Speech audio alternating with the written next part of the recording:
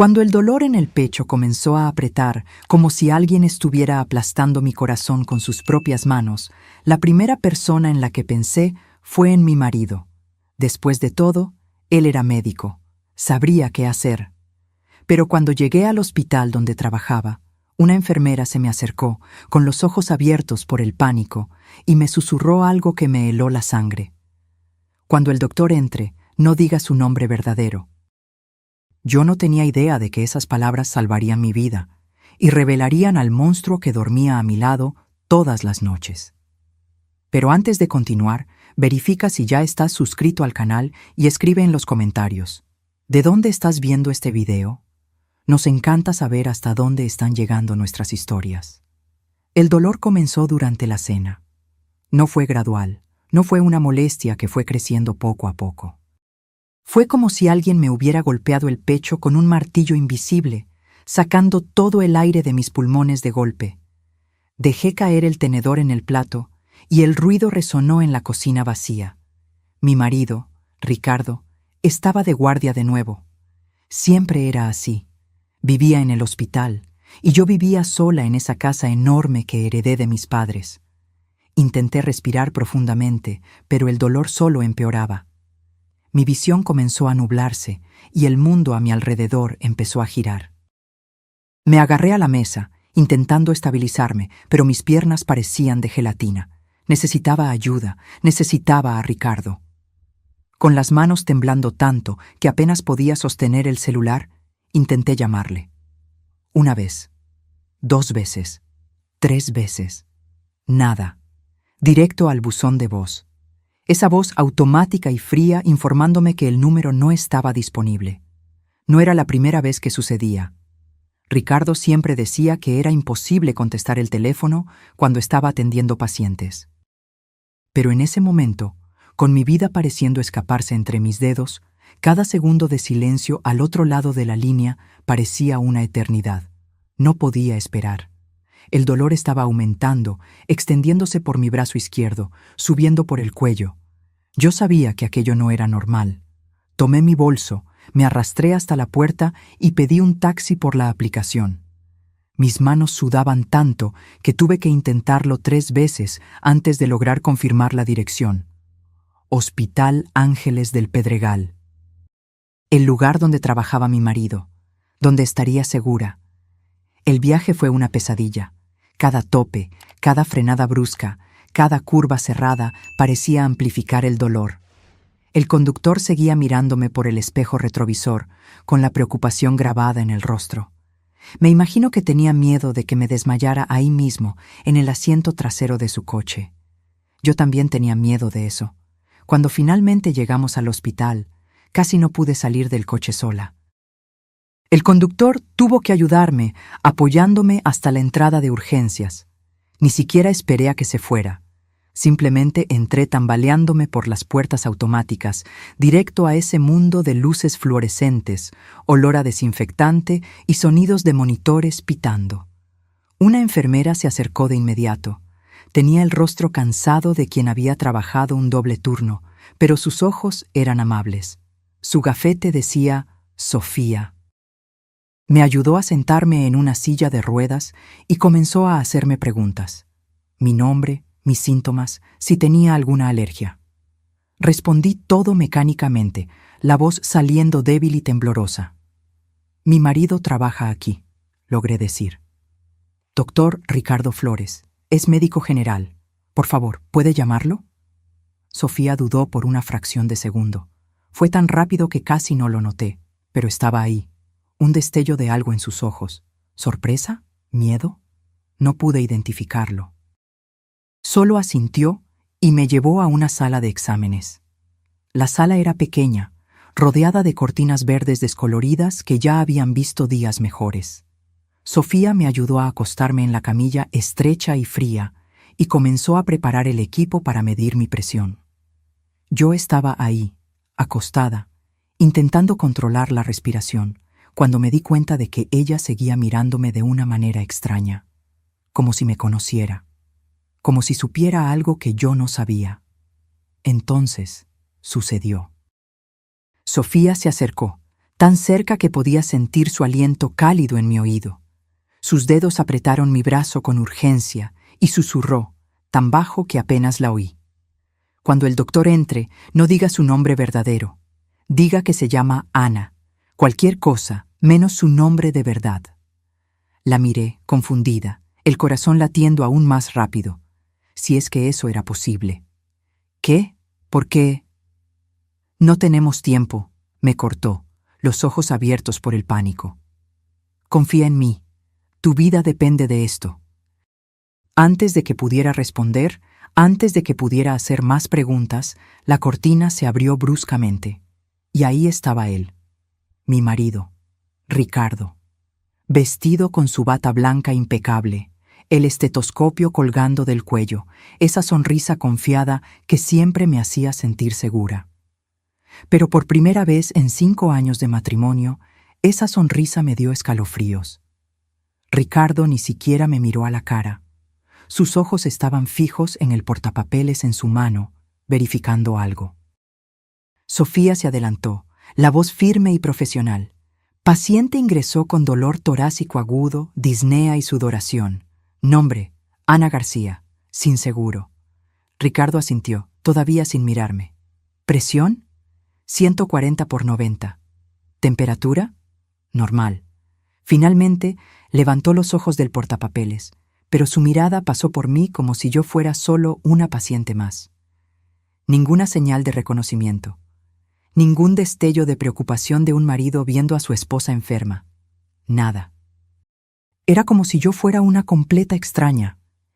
Y fue en ese momento que me di cuenta. Sofía me había puesto una mascarilla de oxígeno en el rostro. Una mascarilla grande que cubría la mayor parte de mis facciones. Mi cabello estaba recogido bajo un pañuelo improvisado. No me parecía en nada a la Fernanda que él conocía. Yo era solo Ana, una paciente cualquiera. Ricardo se acercó a la camilla, pero no con la urgencia de un médico preocupado. Se movió con una calma inquietante, casi perezosa.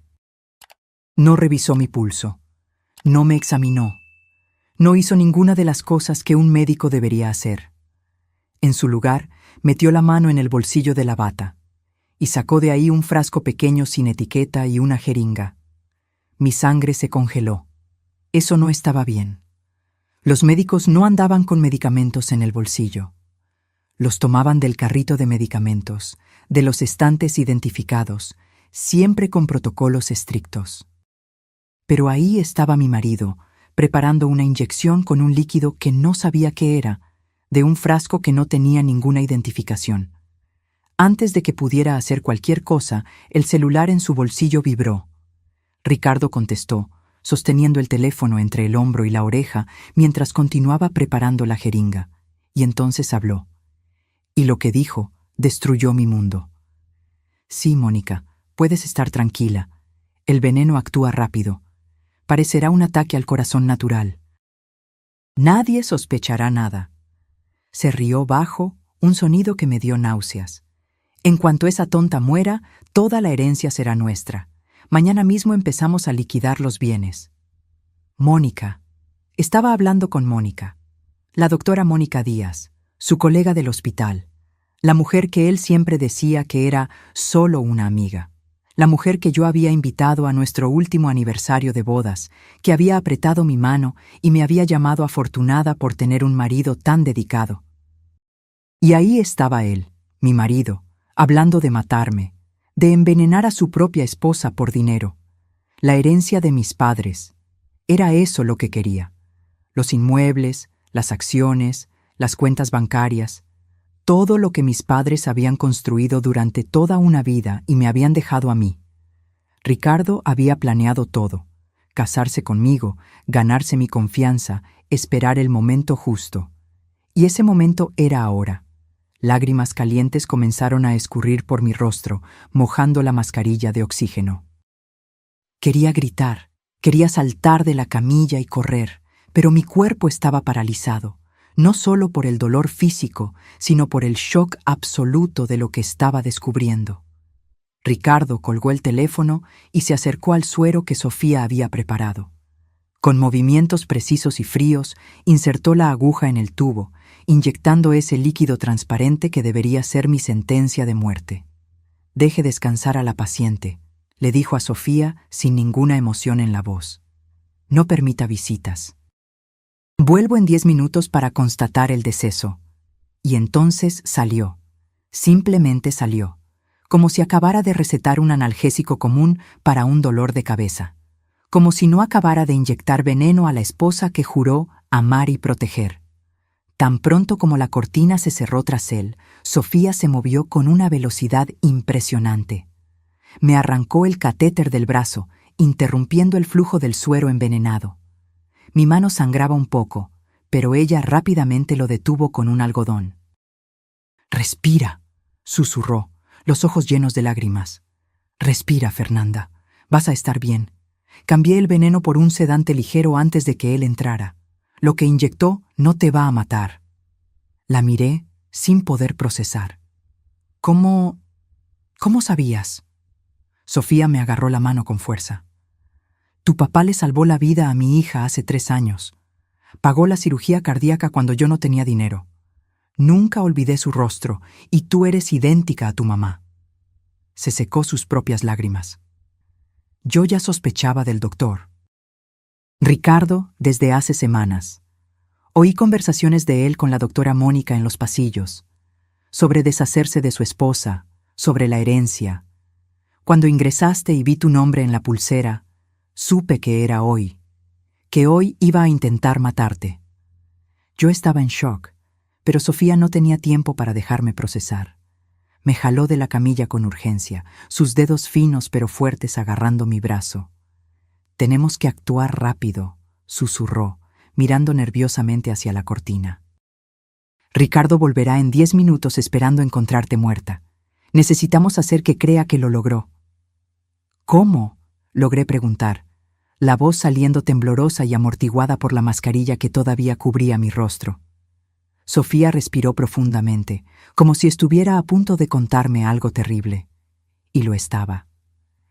«Hay una paciente en la habitación de al lado, una mujer sin identificación, indigente. Falleció hace unos 15 minutos por complicaciones de una enfermedad crónica.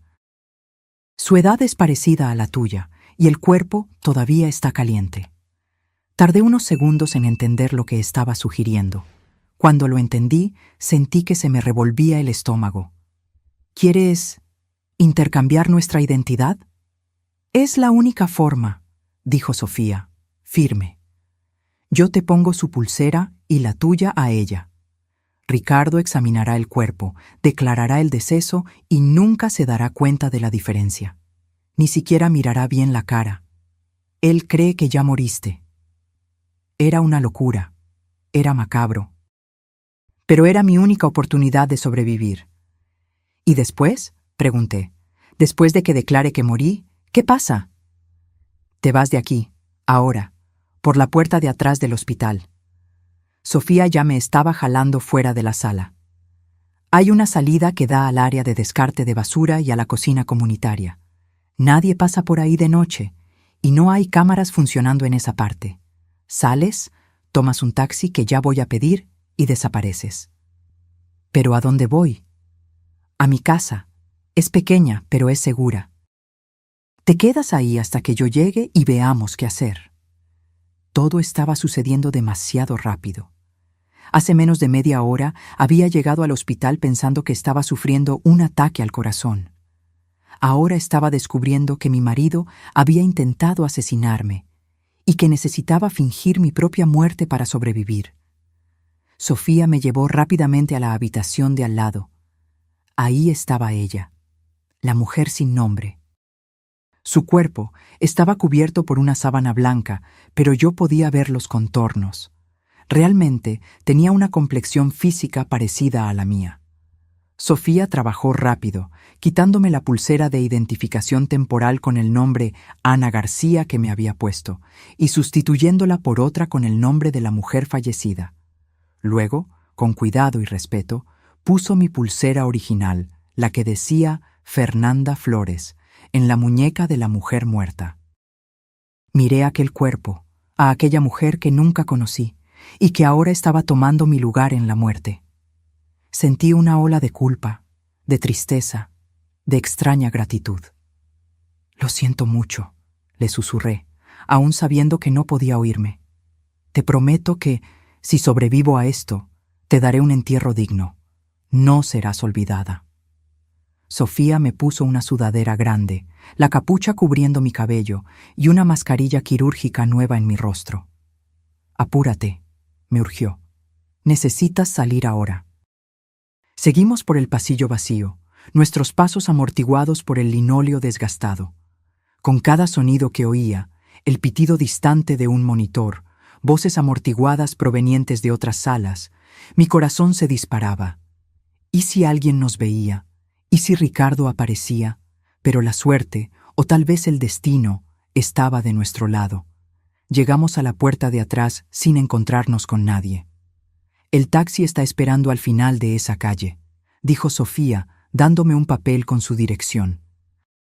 «El conductor es mi primo, puedes confiar en él. Ve directo ahí y no salgas de casa hasta que yo llegue, ¿entendiste?» La abracé fuerte, las lágrimas volviendo a caer. «Gracias, salvaste mi vida». «Tu papá salvó la de mi hija», dijo ella, también llorando. «Ahora estamos a mano». Salí por la puerta y el aire frío de la noche me golpeó el rostro. Corrí por la calle oscura y desierta hasta encontrar el taxi. El conductor, un hombre de mediana edad con rostro amable, solo asintió cuando entré y me llevó sin hacer preguntas. La casa de Sofía era sencilla. Una construcción pequeña en las afueras, pero limpia y acogedora. Me senté en el sofá viejo y desgastado, abrazando mis rodillas, intentando procesar todo. Mi marido había intentado matarme, el hombre con quien compartía la cama, con quien reía, con quien planeaba un futuro.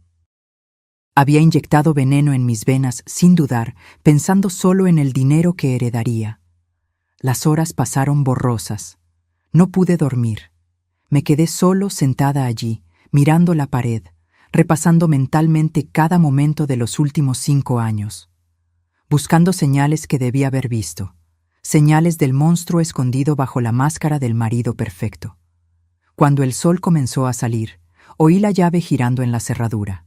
Era Sofía, volviendo de la guardia. Encendió el televisor antiguo de la sala, y ahí estaba él, Ricardo, mi marido. En la pantalla, rodeado de cámaras y reporteros. Estaba llorando, lágrimas genuinas escurriendo por su rostro, la voz embargada de emoción.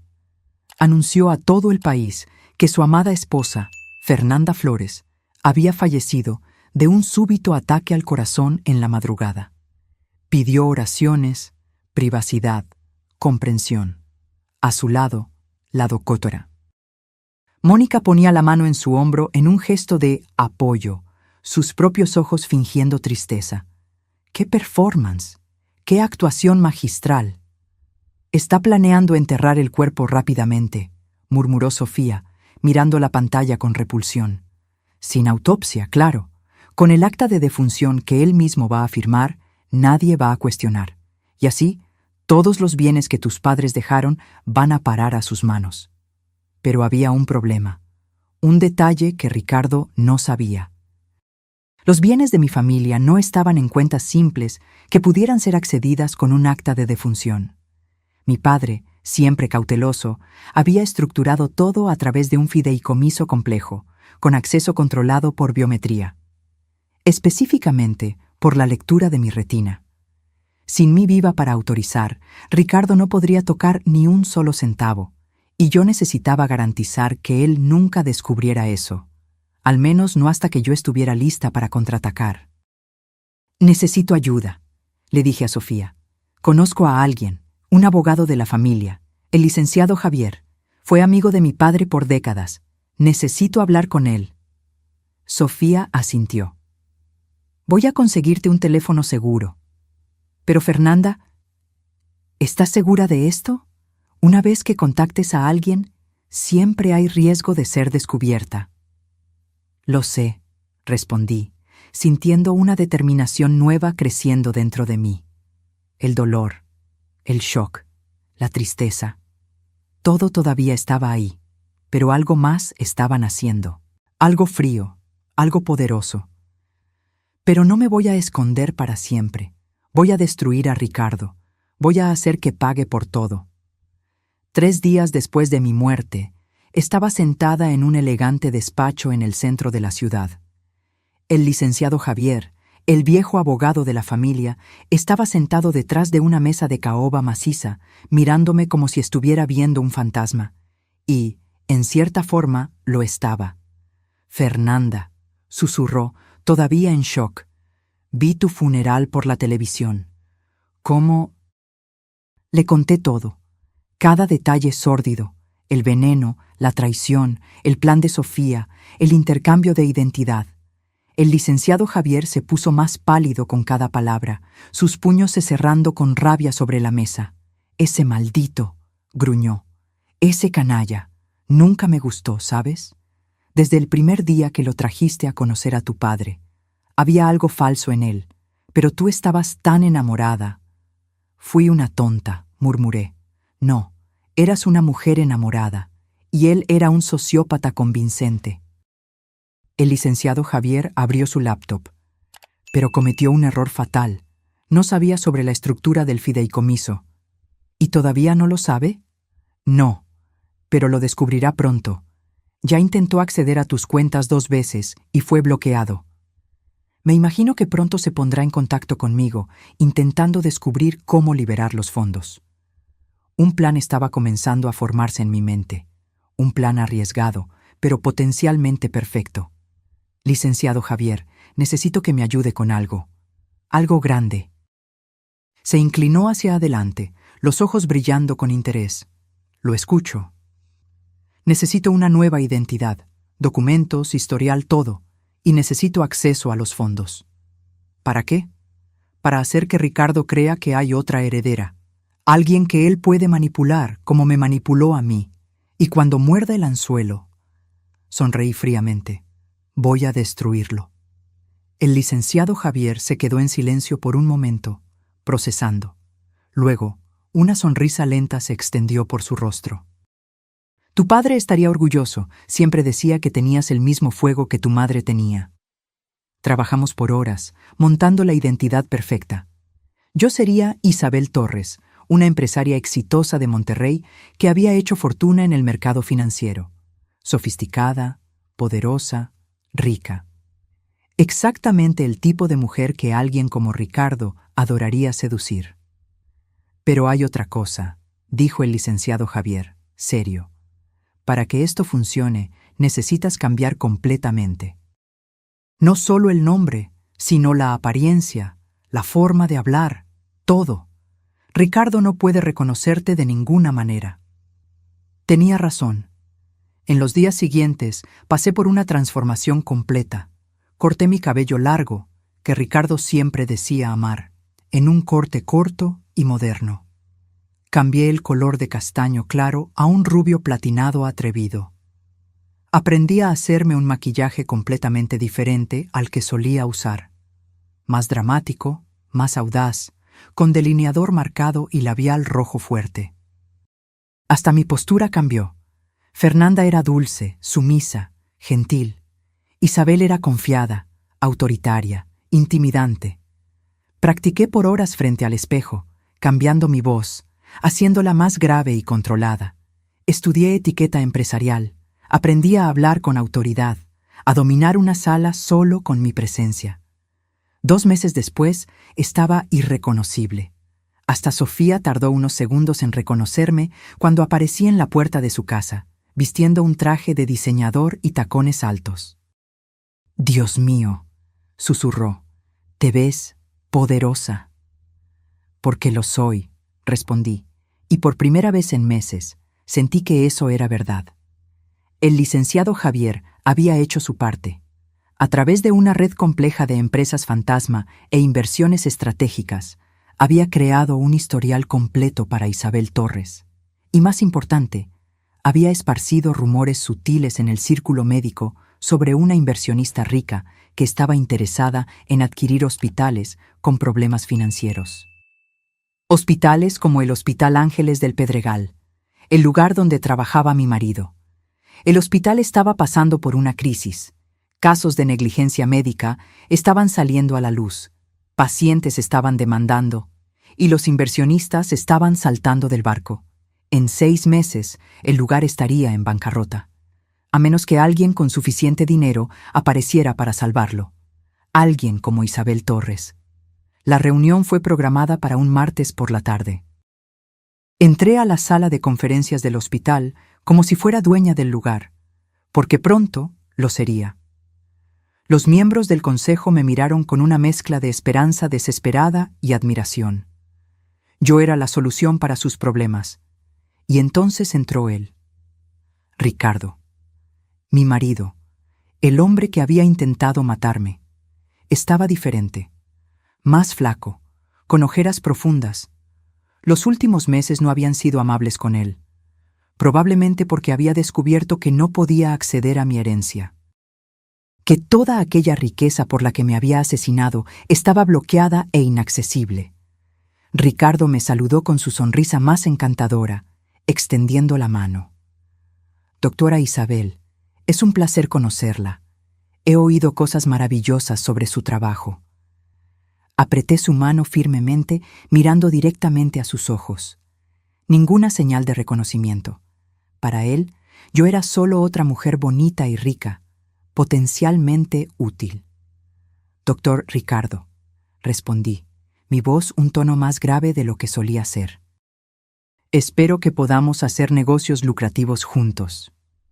Durante la presentación, observé cada movimiento suyo, la forma en que intentaba impresionar, cómo fingía interés genuino en el hospital cuando yo sabía que solo le importaba el dinero. Mónica también estaba ahí, desempeñando el papel de colega preocupada, lanzando miradas significativas a Ricardo cuando creía que nadie estaba mirando. Hice mi propuesta. Invertiría 100 millones en el hospital, pero con condiciones. Quería control total de las operaciones, quería una reestructuración completa de la administración, y quería a alguien de dentro que pudiera informarme sobre todo lo que sucediera. Necesito a alguien que conozca este lugar de adentro hacia afuera, dije, dejando que mis ojos recorrieran la sala antes de posarse en Ricardo.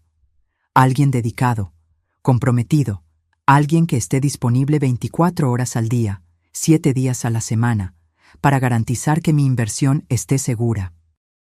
Vi a Ricardo enderezarse en la silla, los ojos brillando con interés. Lo quiero a usted, doctor Ricardo, continué, como mi asistente personal durante esta transición.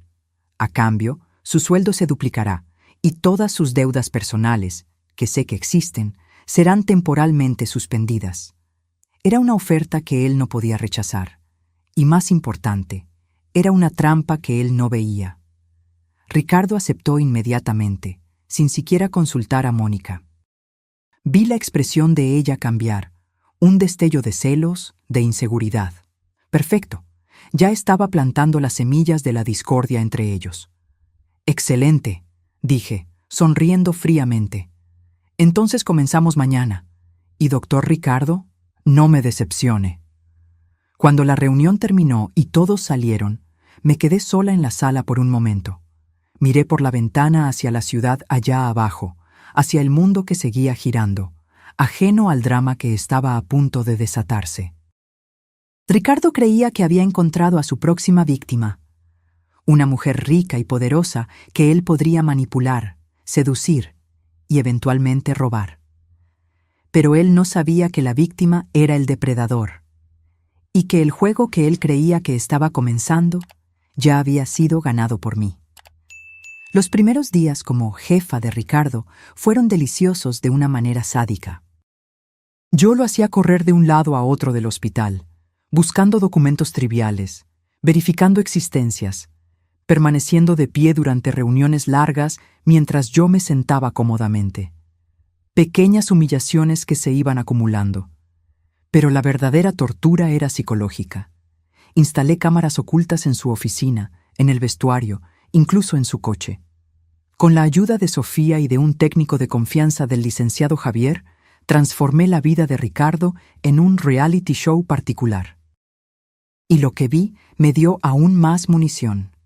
Ricardo y Mónica discutían constantemente. El dinero que esperaban nunca había llegado, y la tensión estaba destruyendo su relación. Él la culpaba por haberlo convencido de matar a su esposa.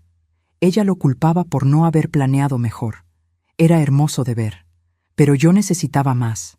Necesitaba la confesión completa, en video, de ambos. Necesitaba algo que fuera tan innegable que ningún abogado, por más caro que fuera, pudiera refutar. Fue entonces cuando comencé la fase 2 del plan.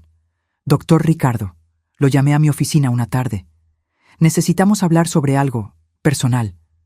Vi el interés encenderse en sus ojos. Claro, creía que yo estaba cayendo en sus encantos. Estoy buscando a alguien, dije, ajustándome los lentes de diseñador. Una mujer. Su nombre era Fernanda Flores. Ricardo se congeló. Por una fracción de segundo, su rostro se contrajo.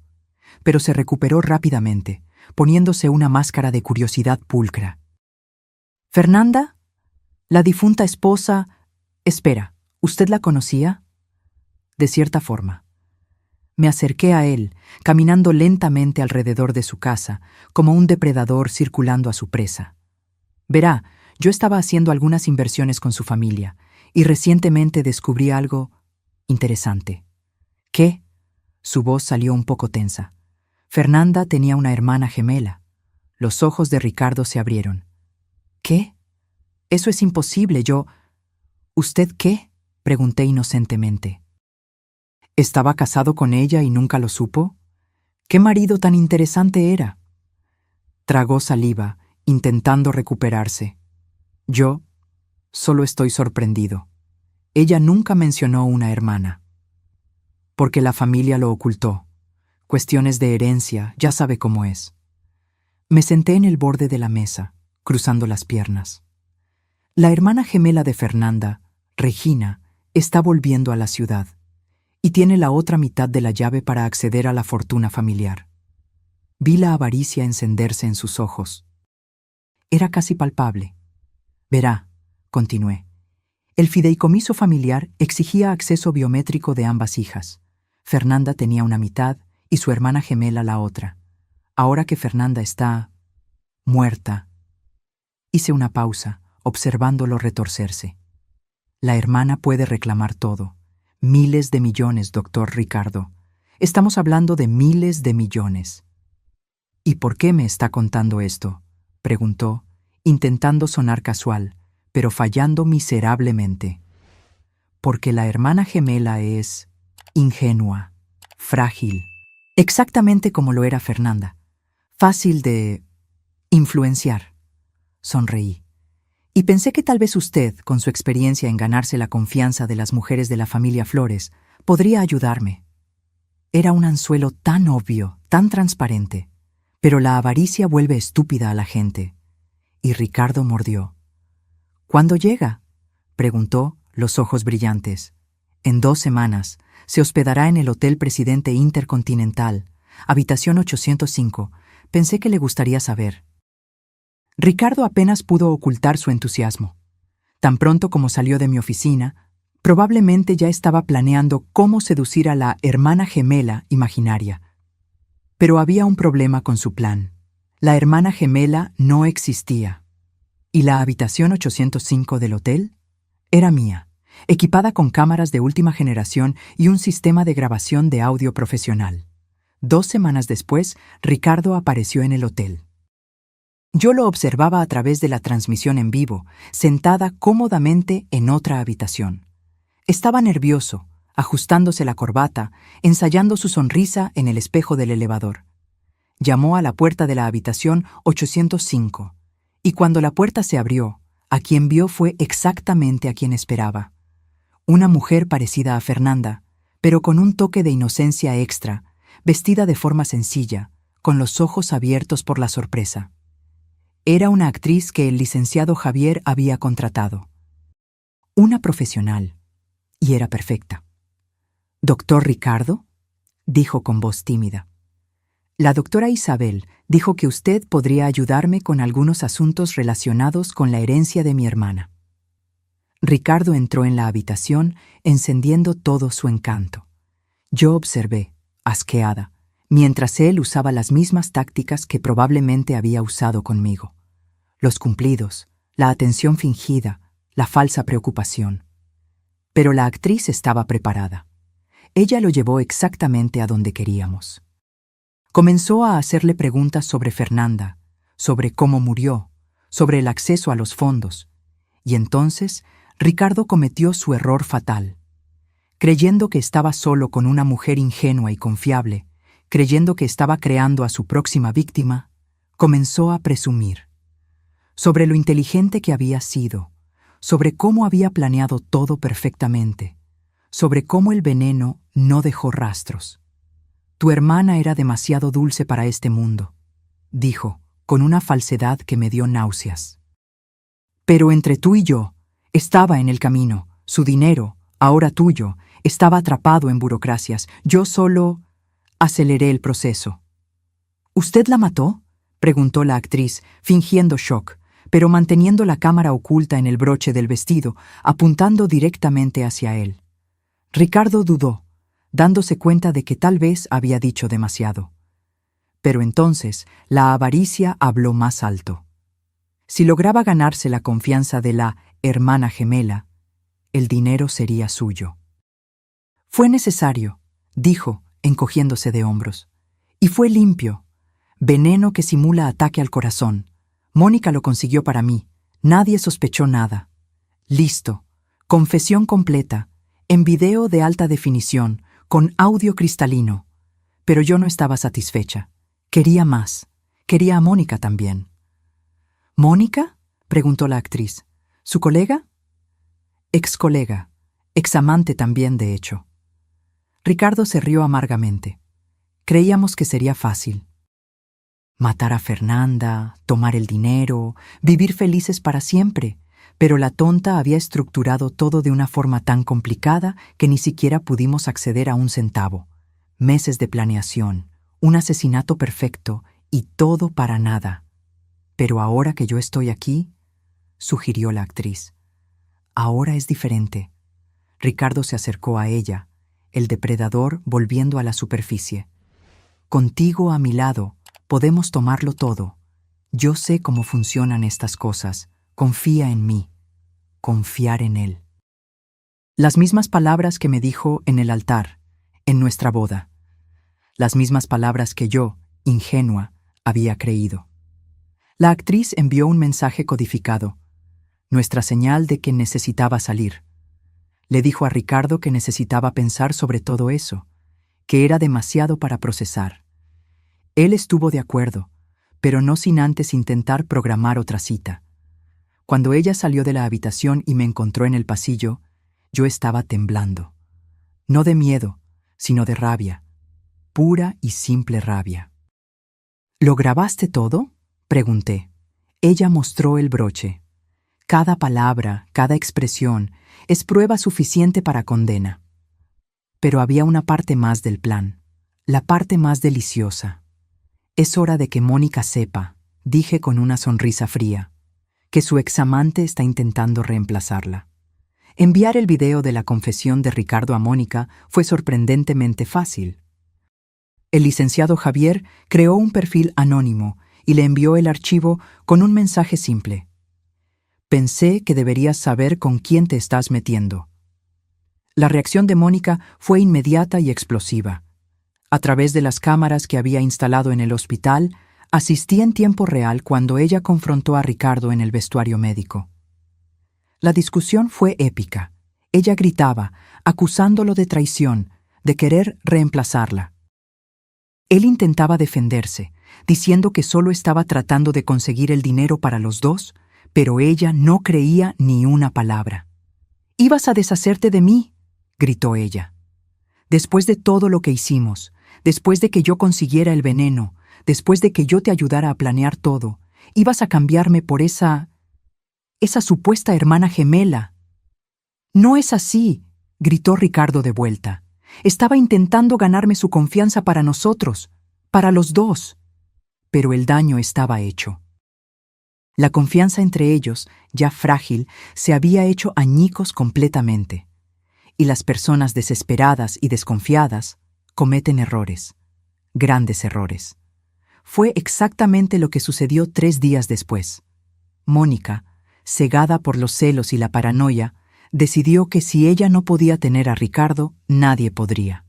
Y más importante, si había alguna posibilidad de que ella tomara el dinero, necesitaba eliminar a la competencia. Necesitaba eliminar a Isabel Torres. Consiguió una copia de la llave de mi apartamento, o al menos ella creía que la había conseguido.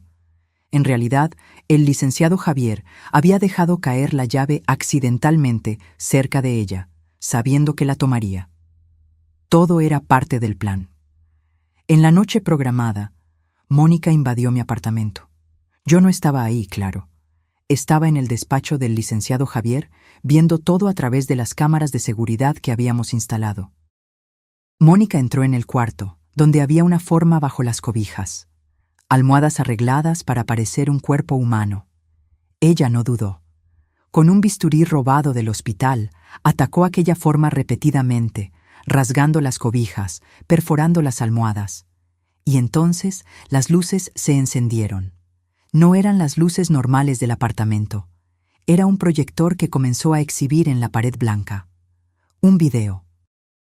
El video de la cámara de seguridad interna del hospital, mostrándola a ella y a Ricardo riendo mientras planeaban mi asesinato, discutiendo dosis de veneno, hablando sobre cómo dividirían mi herencia. Mónica se quedó paralizada, el bisturí cayendo de sus manos. ¿Buscando a alguien? Mi voz resonó por los altavoces. Bienvenida al infierno, doctora Mónica. Ella giró frenéticamente, buscando el origen de la voz, pero estaba sola en el apartamento. Entonces la puerta del baño se abrió, y yo salí. Pero no como Isabel. Me había quitado la peluca rubia, limpiado el maquillaje pesado.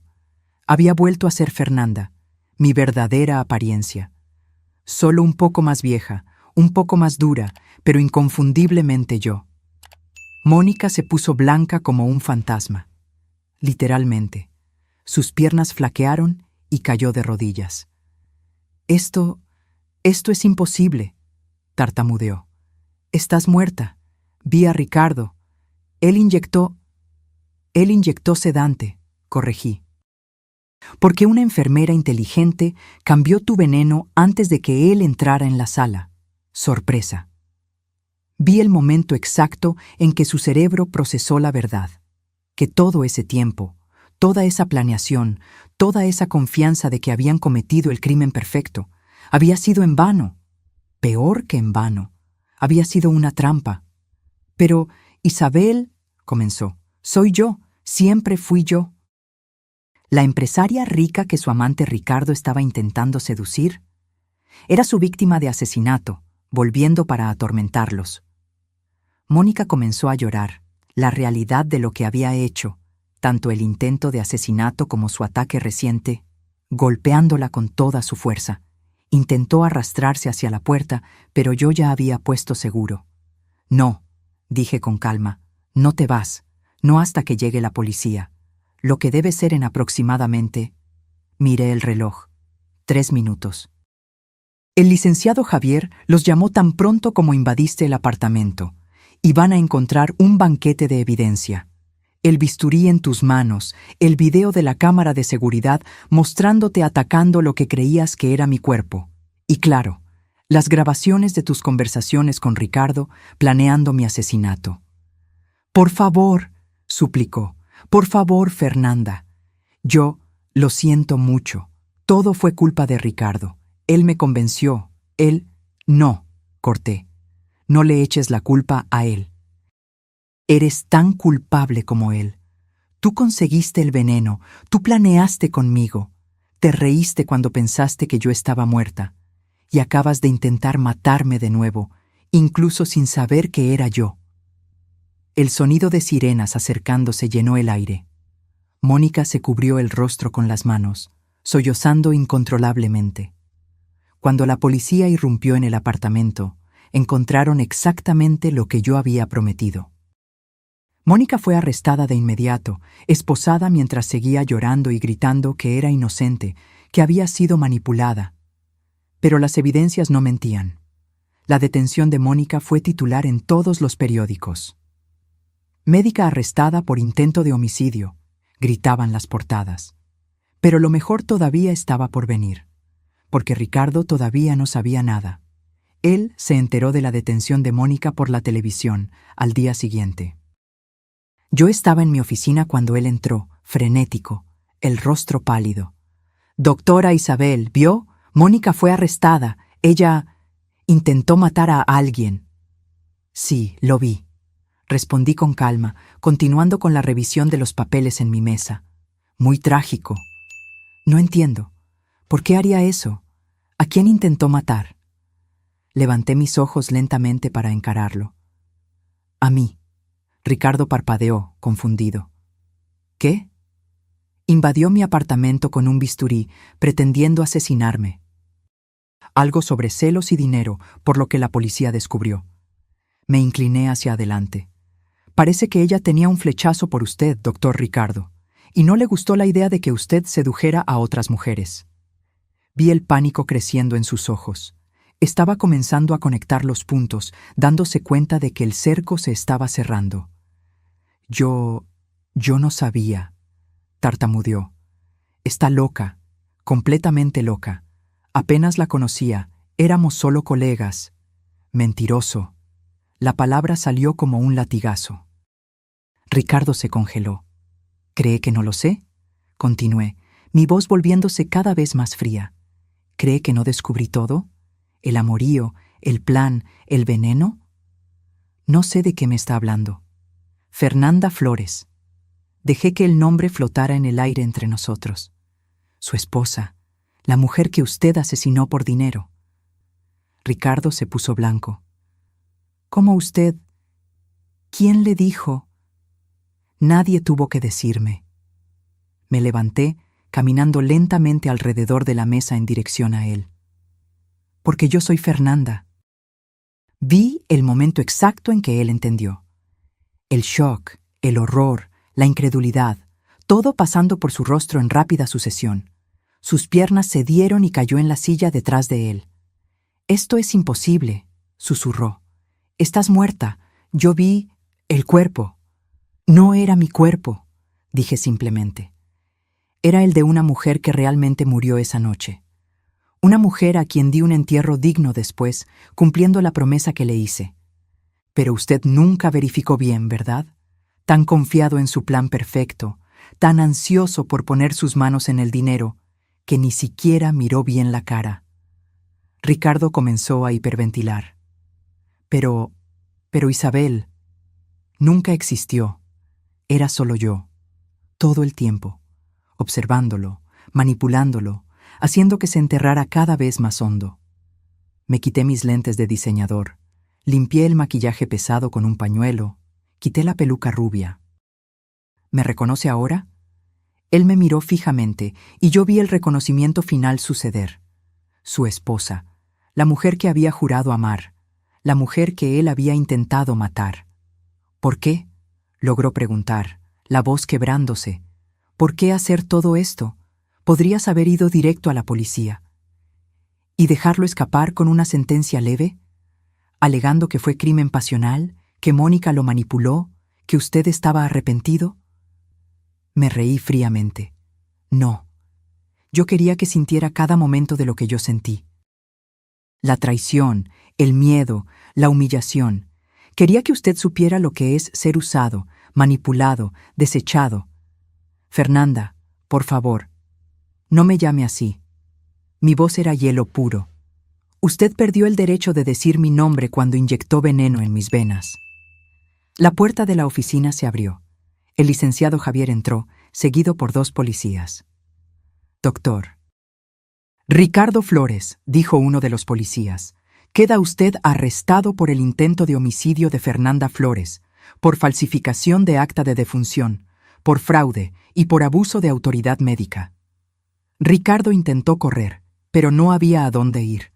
Los policías lo esposaron rápidamente, leyendo sus derechos mientras él gritaba que era inocente, que todo era un malentendido.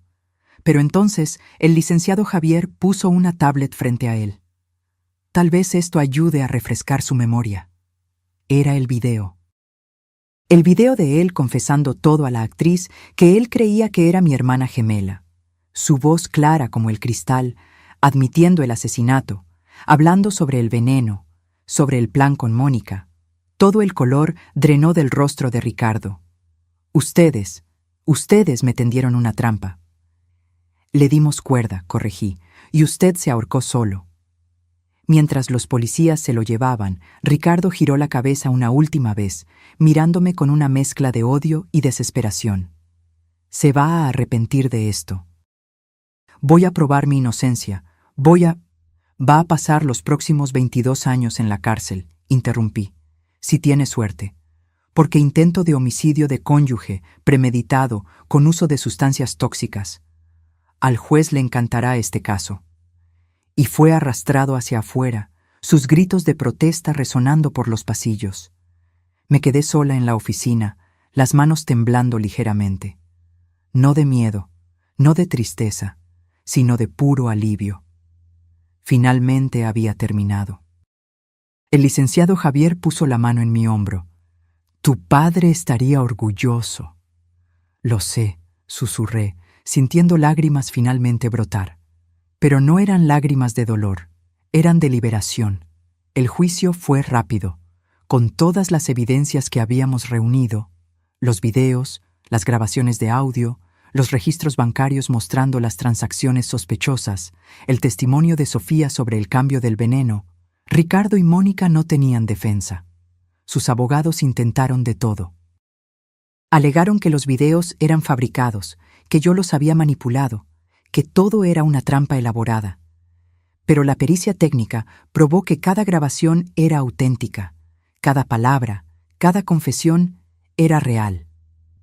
Me senté en la primera fila del tribunal todos los días, observando a Ricardo retorcerse en el banquillo de los acusados.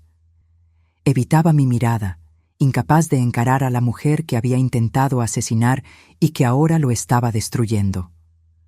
Mónica estaba en un estado aún peor. Su abogado había solicitado una evaluación psiquiátrica, alegando que estaba teniendo un colapso mental. Y lo estaba.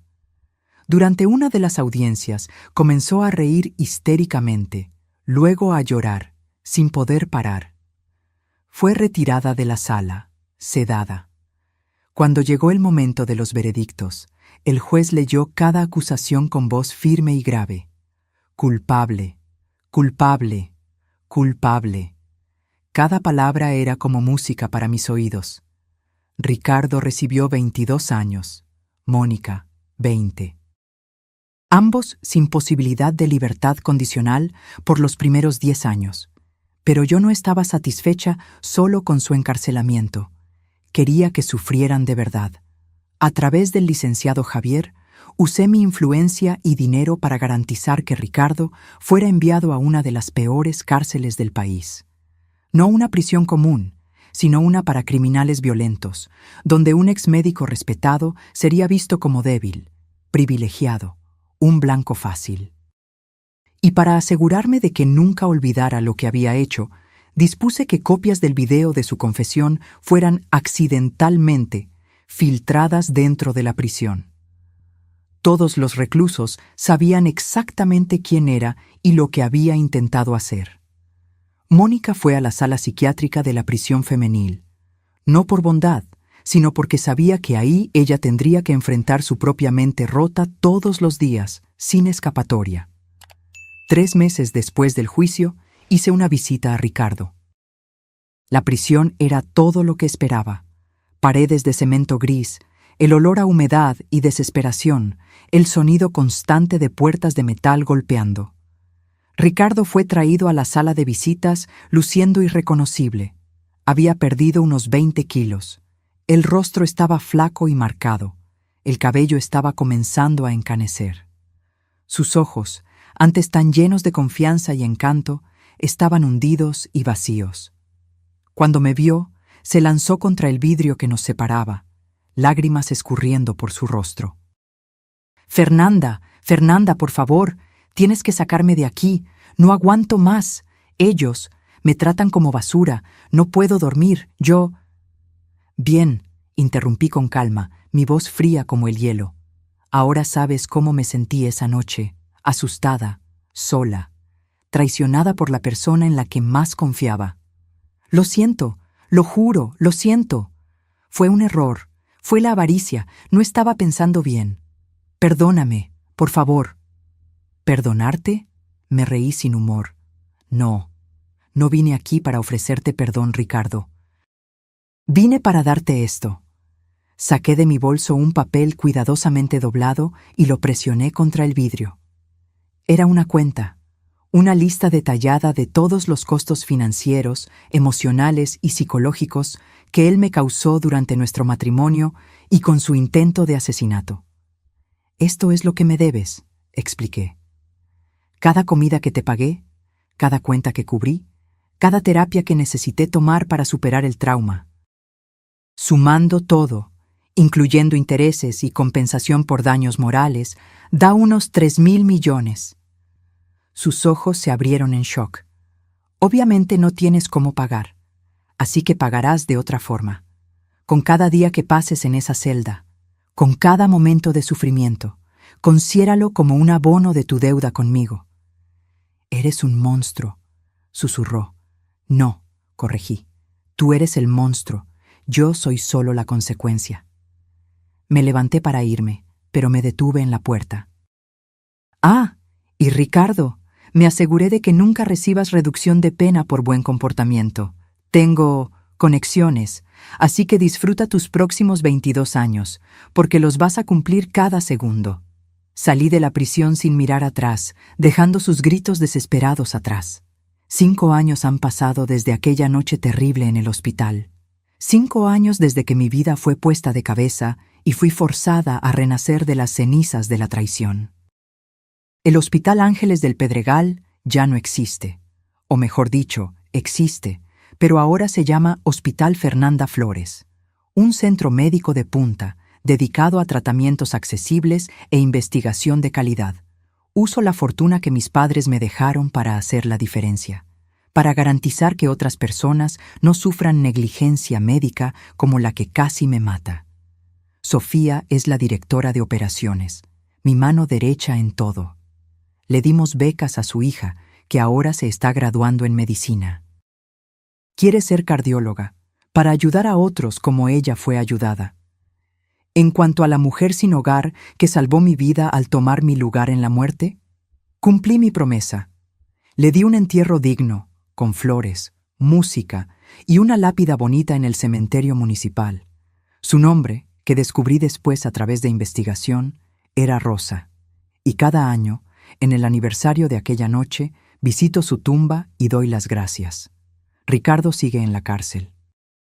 Oí por el licenciado Javier que desarrolló problemas psiquiátricos severos, alucinaciones constantes, paranoia extrema. Pasa la mayor parte del tiempo en aislamiento, murmurando solo sobre venganzas e injusticias. Algunos dicen que enloqueció de verdad. Yo digo que finalmente está enfrentando la verdad de lo que hizo. Mónica está en una situación similar. La última noticia que tuve es que está completamente catatónica, sentada en silencio todo el día, con la mirada vacía. A veces, los guardias dicen, comienza a reír de la nada, o a llorar sin parar. Su mente se rompió completamente. ¿Y yo? Yo soy libre, verdaderamente libre. No solo físicamente, sino emocionalmente. La Fernanda ingenua y demasiado confiada que solía ser, murió en esa sala de urgencias. La mujer que resurgió es más fuerte, más lista, más cautelosa. Aprendí que confiar es importante, pero verificar es esencial. Aprendí que el amor verdadero no te mata por dinero. Aprendí que a veces la venganza no se sirve fría. Se sirve de forma meticulosa, calculada y absolutamente devastadora. Hay momentos en que me pregunto si fui demasiado lejos, si tal vez debía haber entregado a Ricardo y Mónica a la policía desde el principio, sin toda la elaboración. Pero entonces recuerdo aquella noche, la sensación del veneno entrando en mis venas, el sonido de la voz de mi marido hablando casualmente sobre mi muerte con su amante, la completa y total traición. No. No fui demasiado lejos.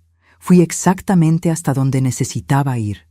Hoy, mientras estoy en el techo del hospital, observando la ciudad al atardecer, siento una paz que no sentía en años. El helicóptero que me lleva a reuniones de negocios está en el helipuerto, las hélices girando suavemente. Mi celular suena. Es un mensaje de un grupo de emprendedoras que creé, mujeres que también superaron traiciones y ahora construyen imperios propios. Sonrío, respondiendo el mensaje, y subo al helicóptero. Allá abajo, en algún lugar oscuro de la ciudad, 2 exmédicos se pudren en sus celdas, pagando por los pecados que cometieron. Pero yo ya no pienso en ellos todos los días. No merecen ese espacio en mi mente, porque descubrí algo importante. La mejor venganza no es destruir a tus enemigos de golpe, es construir una vida tan buena, tan exitosa, tan llena de propósito y alegría, que ellos mueran lentamente de envidia, arrepentimiento y de la conciencia de lo que perdieron.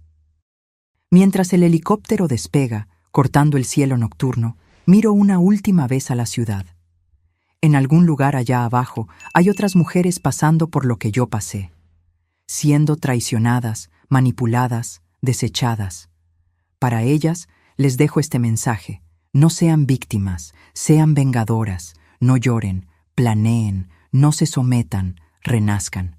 Porque a veces, fingir tu propia muerte no es el final de tu historia, es solo el comienzo.